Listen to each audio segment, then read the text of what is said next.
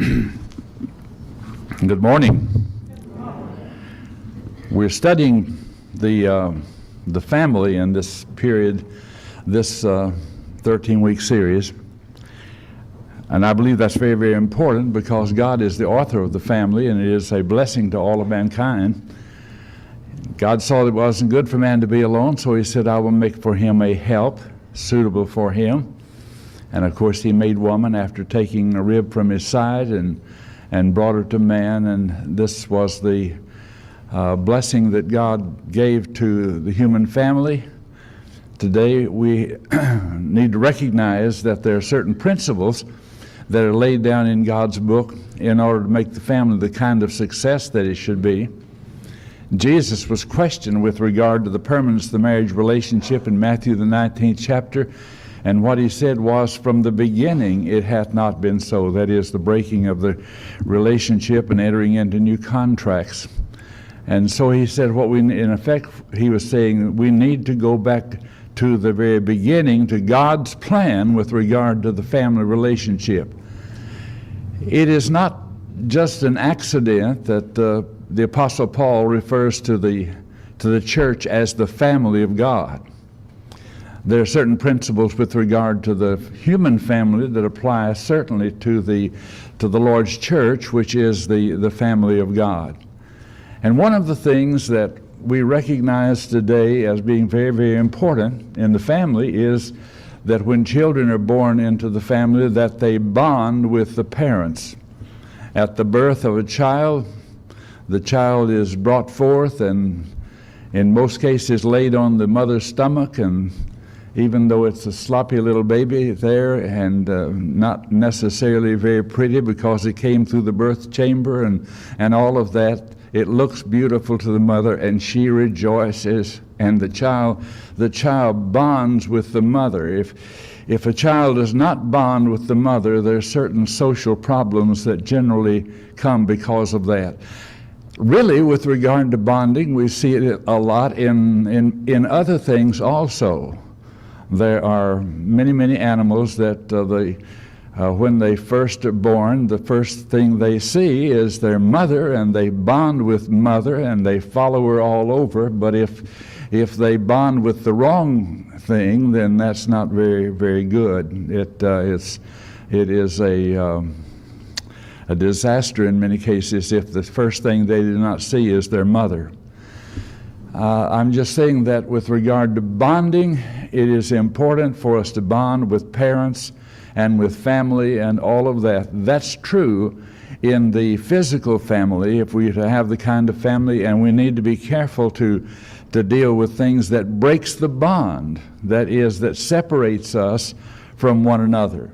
And that's true in the Lord's church also.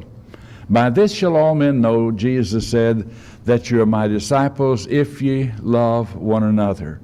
They were to have that kind of love, and it was characteristic of them that people would say how they love one another. Christians had a tremendous love for one another. It should be that way in all human families. It has not always been that way. Not only in the families that we have today, if you look back to the very beginning, of course, who was the first murderer? It was a brother that killed his brother, and that certainly wasn't what God intended. He was cursed because of that and driven out from mankind, and He said, my burden is greater than I can bear. But it was a sad thing that would happen. And we get into that kind of thing again as we come to this particular point. Joseph could not refrain himself, and then this is in the verses, let's see. Yes, Joseph could not refrain himself, verse 1 through 5 here, where he says that he could not refrain himself before all of them, stood by him, and he cried and caused every man to go out from me, he said, and there stood no man with him. Joseph made himself known to his brethren. Let's get the background of this. Joseph was a part of a very large family. He had 11 brothers. And he had how many sisters? One sister only. You remember how that his father had left his home, and because of problems that had arisen. The problem that had arisen with regard to Jacob and Esau was because of what? Partiality on the part of the parents. The father's favorite son was who? Esau. Esau was a hunter. He dwelt in the fields. He had the smell of the fields. He loved to hunt. He could prepare venison that he would kill, and his father loved that very, very much. On the other hand, Jacob was a plain man, dwelt in tents, and his mother loved him very much. Do you love all of your children exactly alike?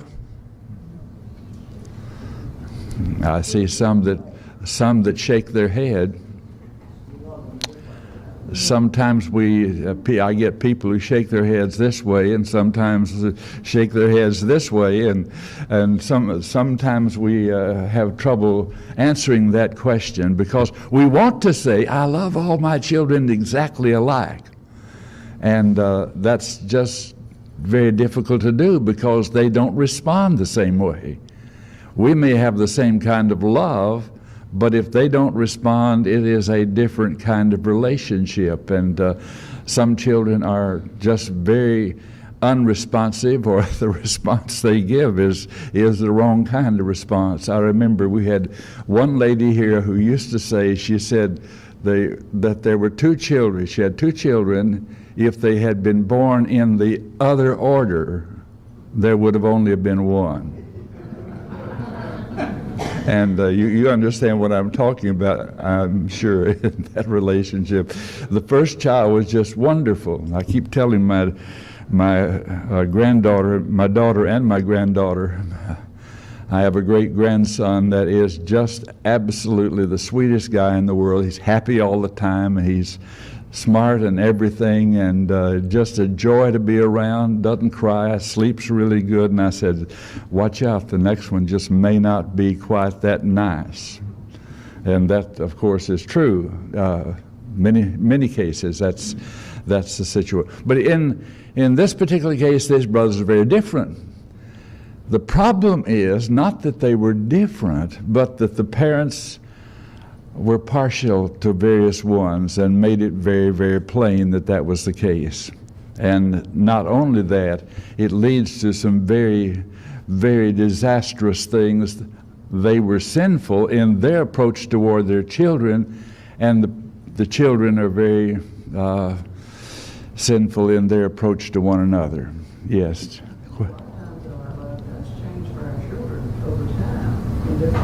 It does what now? Maybe at one time in your life you're partial to one child. Right. That's right. Things do change. People are changeable. Parents are changeable.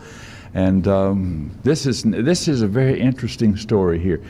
Problems that get back, you remember there are problems between with Abraham with regard to Ishmael and with regard to, of course, the one that was the chosen one that God had sent into the world, and the child of promise. And then as we get on down from that child of promise to Isaac, we're having the same kind of problems here. And then when we get into Jacob, there are problems, and over and over again there are problems because parents do not always do things that they should do in the way that they should do them.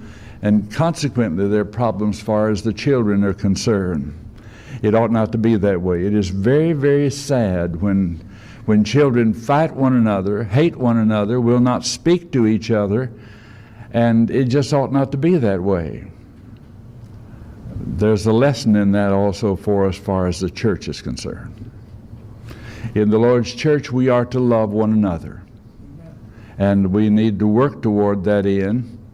Elders need to urge members of the church to be people that love one another, are forgiving one another, And one of the wonderful things here, these brothers had had their problems, and for 20 years now, there are all of these difficult circumstances that arise in this, as we find they hated their brother and sold him into slavery, which was better than what they intended to do. What did they really intend to do first?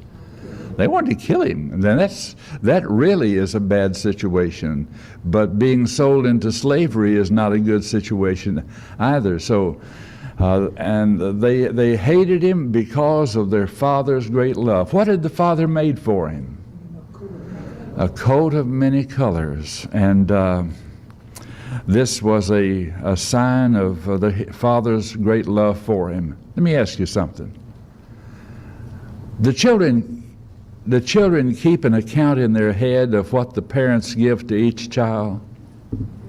Parents don't always keep up with those things. Parents they think, oh, well, it doesn't make that much difference. But let me tell you something. Children know. They know exactly who the favorite child is because of the kind of things that are done for various ones, and they compare, and that burns deeply into their heart. And so when they saw him coming, you know that Jacob was sent his son down to see how the other sons were doing. They were out with the herds, flocks and the herds, and they saw him coming, and they said, here comes what? Here comes that dreamer. The dream got back to the fact that God had given a dream to him with regard to things that would happen in the future. Sun, moon, and stars bowed down to him, as it were, and they saw the lesson in this, that all of these brothers are going to bow down to Joseph, and they didn't like that idea at all. And so they called him a dreamer, and then they cast him into a pit. They were going to kill him, and then there was one son who said he was going to come back and get him out of the pit, and that's Reuben, the oldest son. But while he was away, the traders came through, and they sold him to these traders that would carry him down to Egypt, into slavery. And so what did they tell their dad? All right, they dipped his coat of many colors in blood, and they said, tell us. They didn't lie to Dad, did they? I mean, after all, they didn't say, we know that he's been killed by an animal, but they said, Dad, tell us whether this coat is your son's coat, with all that blood on it. And he concluded, as they intended for him to, that his son had been torn to pieces by a wild beast. So Joseph went down to Egypt. He prospered down there, whether he was in Potiphar's house or whether he was in prison. He prospered. He always went to the top in everything they did, and finally elevated to the position of, as it were, prime minister in the richest, most powerful nation in all the world at that time, Egypt, second only to the position of the Pharaoh of Egypt. God had elevated him to that kind of position. It took a long time for it to come to that particular point, but it's a good thing, really. It's a good thing that he was there when the right time came. If he had been let out of prison, do you remember that the butler and the baker were brought before him, and he interpreted their dreams? And the one that was going to be restored to his position said, I will remember you when I get out of here. You've interpreted my dream, and when I get out of here, I'll remember you and help you to get out of prison. What did he do? He forgot. Think about the providence of God. God's providence uses things that are not good for good purposes. He even used the forgetfulness of man. If Joseph had gotten out early, no telling where he would have been at the time that was the right time to bring God's people down into Egypt and provide for them. So we get a little further into this, you'll see that Joseph himself understood at that point Doesn't understand it now. He doesn't understand that God meant this for good, that he is sold down to Egypt to preserve life, but he'll figure it out later on. All right. So at this particular point, they've come down into Egypt because of the great famine that's throughout all the world at that time, and the famine was one that, first of all, he had interpreted himself. That's what brought him to this particular point.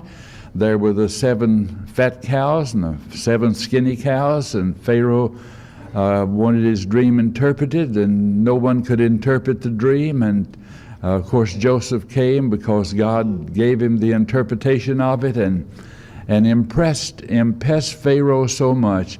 Pharaoh said, can we find such a one as this, in whom the Spirit of the living God dwells? So Joseph was put in the position of taking care of Egypt by using a lot of that grain, buying up grain during the 7 years of famine, rather of plenty, so that when the 7 years of famine came, there was much grain in Egypt. And they heard about it up where Jacob and his sons were, and they came down there to buy grain. And guess who they came before? Joseph. Did they recognize Joseph? No. He looked different. He was dressed differently. They didn't expect him to be there. And besides, he spoke to them through an interpreter. Did he recognize them? He knew them very well, and he knew what they were saying. He didn't need to speak through an interpreter. He heard what they were saying. But he is not sure about them now. 20 years have come and gone, and things have changed a great deal, but he's not sure they're any different than they were before. The pain that had been inflicted certainly still bothers him. And so he sold them the grain, and you remember the story how that he tests them and tries them, and puts the silver cup in the bag of one of them, and brings them back and all of that, and tells them when you come down again to get grain, who are you going to have to bring with you? Okay. He hates them all at that point except one. There's just one person that he doesn't have any hard feelings against. Who is that? It's not his father, because he thought his father was going to come get him. He thought his father knew that he had been spirited away into Egypt or something, that he would come and get him out. His father doesn't come. He doesn't know that his father thinks he's dead. And so he has hard feelings against his father. He has a lot of hard feelings against all of these brothers, except one brother. Benjamin hadn't even been born, you remember, at that point. So they tell him about Benjamin, and he says, when you come again, you're going to have to bring Benjamin with you. That's not going to be easy. But as famine gets very, very hard, finally Jacob sends them down again, and he will send them down with Benjamin. And we find Judah saying, he's definitely going to bring Benjamin back out of there. And that's what they're afraid of, that it'll not happen, that he'll be kept down there. And from the time they sold him, he was sold into slavery to that particular point. I'm not sure about the exact. What's that? Until they recognized him. Well, however much time it took to eat up all that grain, I'm not sure about that either. Anyway, they ate the grain. They're going to have to go again, and they go down in this time, and Jacob permits them to take Benjamin with them. And it's at that particular point, as they come down, you remember he's still testing them out. He puts food on everybody, plenty of food on everybody's plate, but how much does he put on Benjamin's plate? a great deal more than he put on all the others. He's wondering how envious and covetous and jealous they really are. So after all, you see, Joseph was the son of the beloved wife, the one that was most beloved of all. And what is Benjamin? He too is the son of the wife that is best loved of all. And he's just wondering, how have they changed? And finally, as he hears them talking about between themselves, and he comes to the conclusion that with all the problems that's been put upon them, they're saying, this happens because of what we did to Joseph. We should not have done that. And here's Reuben saying, did I not tell you not to harm the child? And this really tears him up on the inside, because he sees that they've changed, and it's really something that's bothering him. As we get to this particular point, we find it saying that he cried, every man go out from me, and there stood no man with him. And Joseph made himself known to his brethren. What a heart-rending thing this has been for him. Now, they don't know what to do with it. It says, he wept aloud, and the Egyptians in the house of Pharaoh heard it. It's not easy for a man to cry. And it's not easy for him to have other men see him cry. The Egyptians and the house of Pharaoh heard him, and Joseph said to his brethren, I am Joseph. Doth my father yet live? And his brethren could not answer. Have you ever been so stunned by something that you just simply could not talk? Nothing they were able to say at this point. And his brethren could not answer him, for they were troubled at his presence. They don't know whether he's going to have them put to death or not, right then on the spot. He could have done that. He had the power to do it. And he knows full well that they had intended to put him to death. They weren't doing any of the things they did earlier for his good. So they're troubled at his presence. They don't know what to say. And Joseph said unto his brethren, come near to me, I pray you.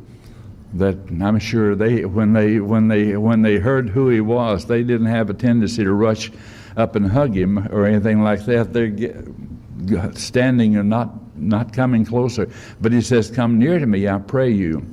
And they came near, and he said, I am Joseph, your brother, whom you sold into Egypt. So now he says, now therefore be not grieved, nor angry with yourselves, that you sold me hither. For God did send me before you to preserve life. God's providence, his attitude, is an attitude of forgiveness at this point. It could have been one of great retribution against them. He could have had them put to death, but he recognized that God's providence was involved in all of this. Moving on now to the 13th and 14th and 15th verse. And he says, and you shall tell my father all my glory. He's telling them now to go back. They're to go back.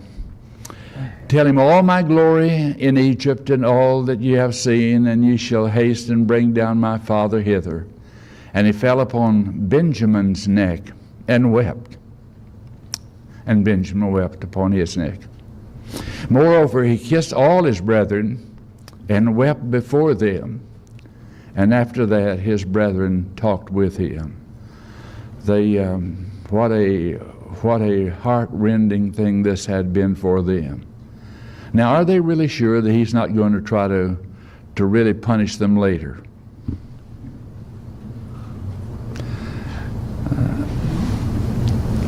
You get on toward the end of the book of Genesis, in the last chapters of the book of Genesis, after the death of Jacob.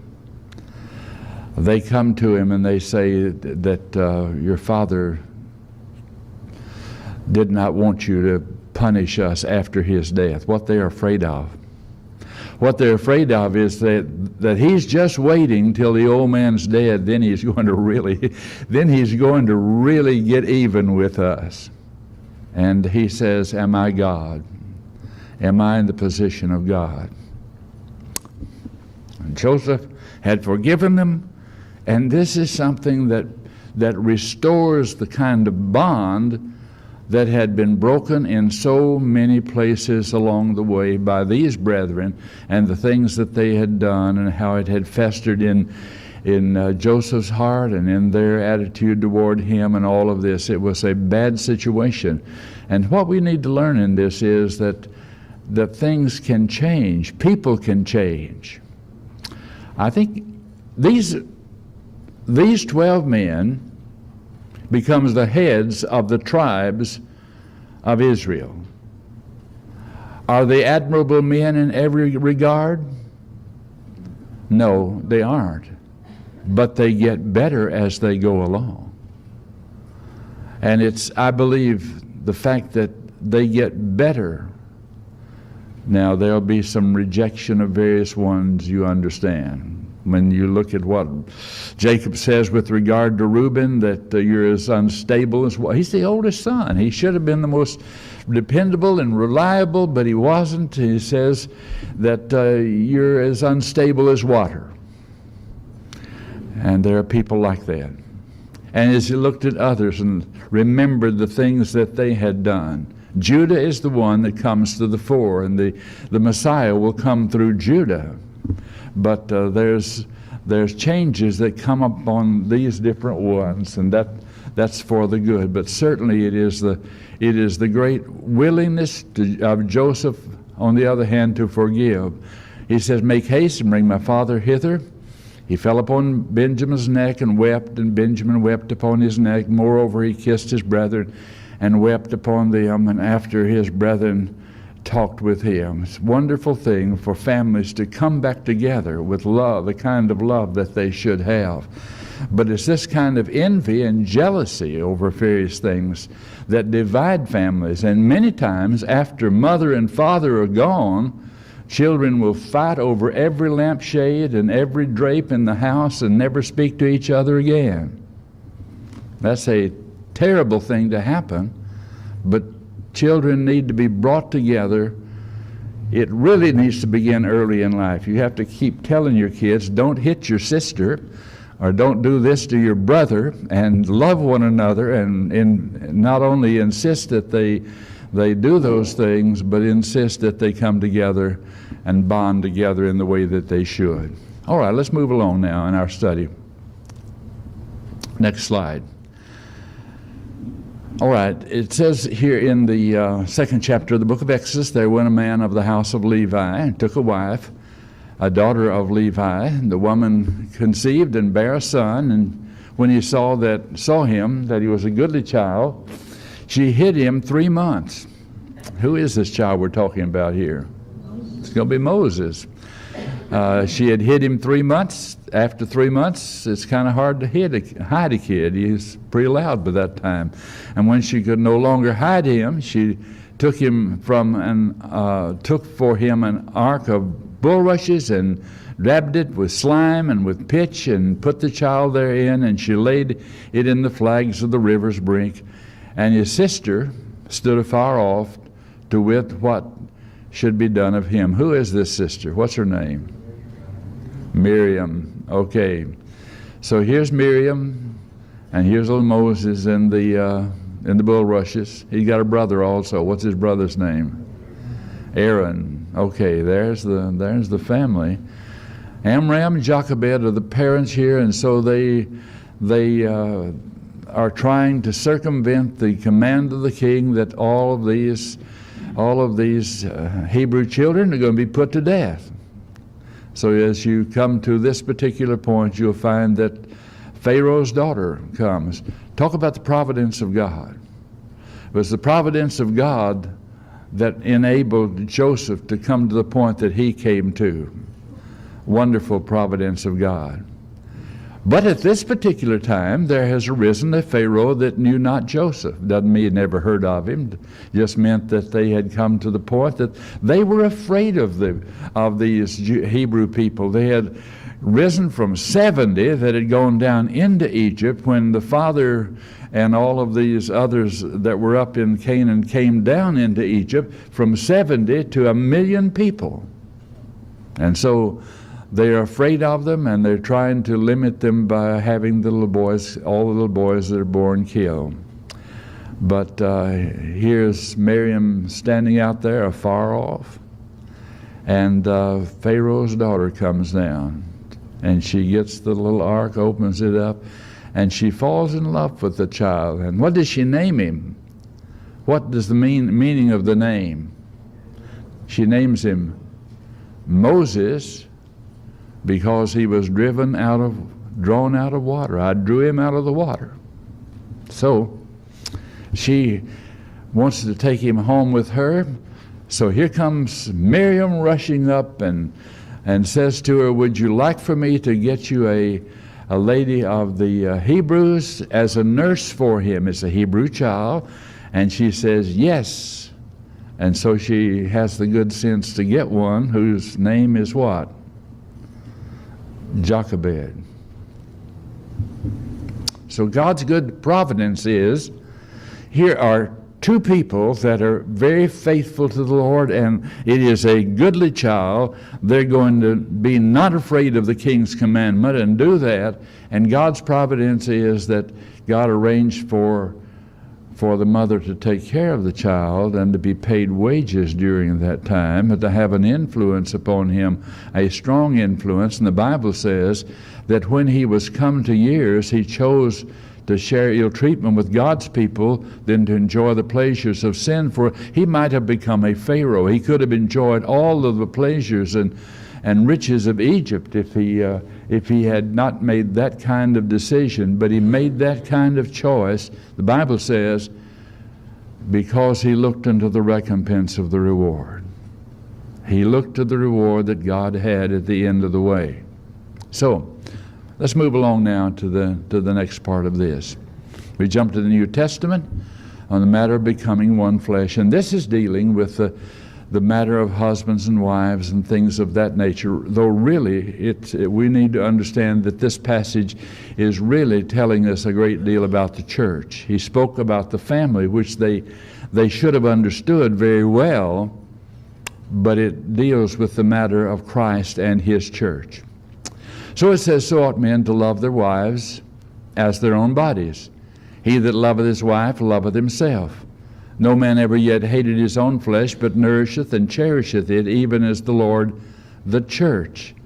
For ye are members of his body, and of his flesh, and of his bones. For this cause shall a man leave father and mother, and be joined unto his wife, and they two shall be one flesh. Again, a quotation referencing Deuteronomy, when the Lord made the statement there and reiterated that point that they were to become one flesh. This matter of bonding together, husband and wife have to have special relationship, and it's more than just bonding from the standpoint of a sexual relationship. It is an important part of it, but it's much more. They bond in so many other ways. That tells us something with regard to heterosexual relationships, same-sex marriages. They cannot bond in the same way that God intended for that. They cannot reproduce. They cannot bring children into the world. And it is a false notion that people are trying to equate that to the marriage relationship.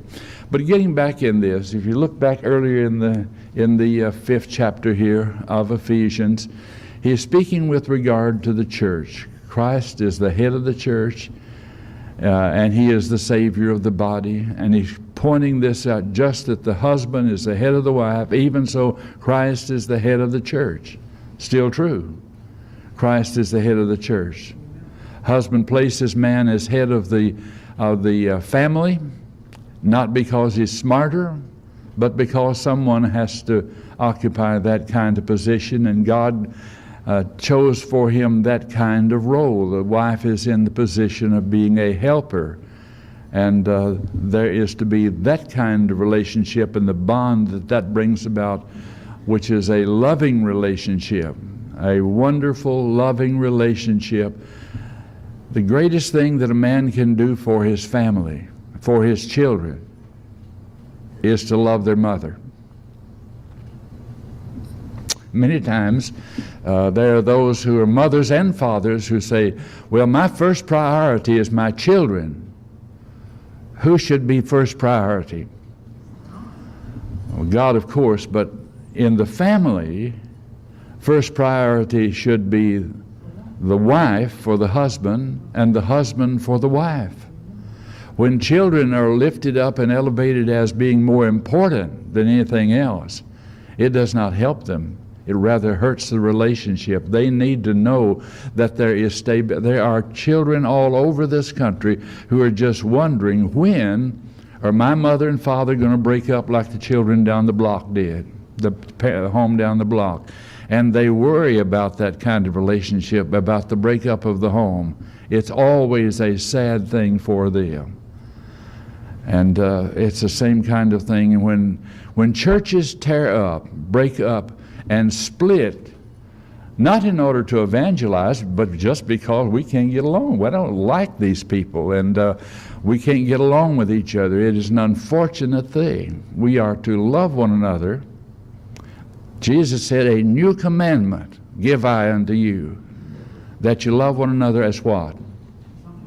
As I have loved you. That answers a lot of problems. Not that there won't be any problems. Wherever there are people, there will be problems. Wherever there are children, they'll have problems also.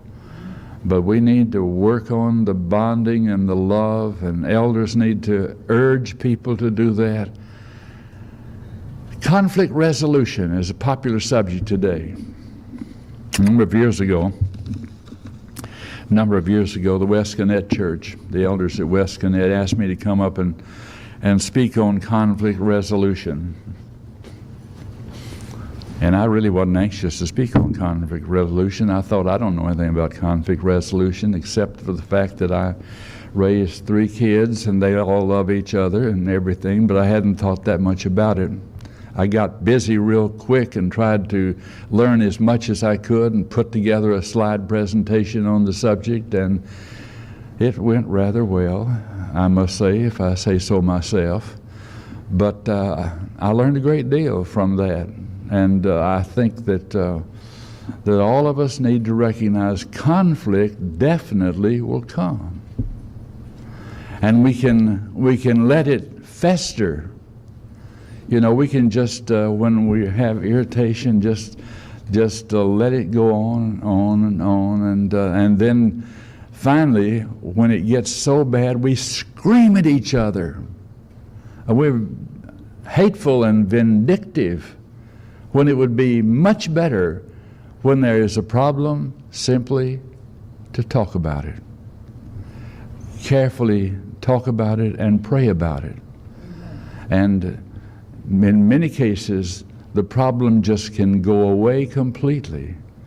But if we continue to be irritated and and just cover it up on the inside till we explode, then that is a very, very difficult situation to get over. We have to be willing to forgive, but sometimes it's awfully hard to forget, isn't it? And there are those who will say, well, I can forgive you, but I'll tell you one thing, I'm not going to forget it. And that is a bad situation, because the person is in effect saying, I forgive you, I'm going to bury the hatchet, but I'm going to leave the handle sticking out, and as soon as you do something like this again, I'm going to get the handle, pull that thing out, and beat you over the head with the fact that you have done this and this and this and all of that in the past.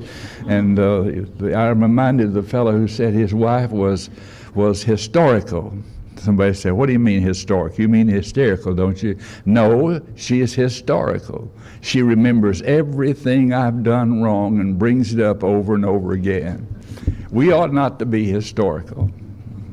or hysterical for that matter. We ought to forgive and forget to the best of our ability. And even if we can't completely forget, if we have forgiven something, don't use it against the person again. How many times should we forgive? Peter asked the Lord that and said, till 7 times? And the Lord said, 7 times what? 70. So we are to do it an unlimited number of times to forgive. Why should we forgive others? So that we can be forgiven. And if we are not willing to forgive, we will not be forgiven by God. And that puts us in an awkward position, doesn't it? All right. Any questions or observations you'd like to make as we bring this lesson towards close? We'll continue from this as we continue on in our study of the family next time. Yes, sir. Ephesians 4:26. Ye ain't being sin not, and let the sun go down on your wrath. All right. Very good. Let not the sun go down upon your wrath. We are to take care of problems as they arise rather than just let them continue on. Okay.